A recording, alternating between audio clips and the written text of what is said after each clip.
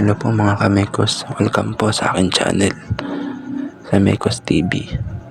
Please like and share and subscribe po for more video gaya nito. Pero bago tayo mag-umpisa, mag-intro muna tayo. Kahit na anong trabaho, basta pinagpawisan mo sa legal na paraan at wala kang tinatapakan ng kahit na sino man tao.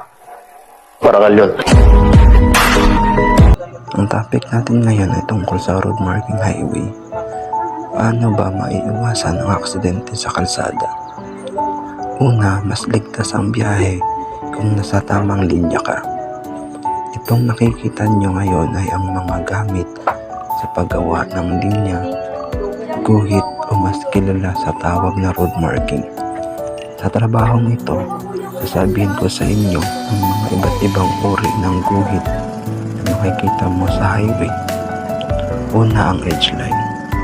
Ito ang linya sa magkabila ang gilid o hangganan. Pangalawa, ang broken line. Ito ay makikita mo sa bandang gitna. Tinatawag din itong broken line dahil pwede kang lumusot pagkailangan. Pangatlo, ang solid center line. Ito ang pinakagitnang guhit kapag 4 lane. Broken lane naman kapag 2 lane. Pang-apat ay yung yellow lane, meaning caution. Kadalasang nakikita sa kurbada, minsan naman kapag may tawiran. Ang next natin ay ang pedestrian lane. Kalimitang nakikita ang tawirang una sa school, simbahan, hospital, barangay, public places, palengke at iba pa.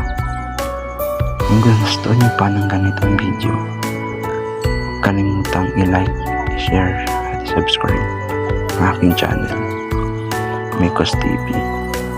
Salamat po mga kamekos. Sa ulitin. Kahit na anong trabaho, basta pinagpawisan mo sa legal na paraan at wala kang tinatapakan ng kahit na sino man tao. Parangal yun.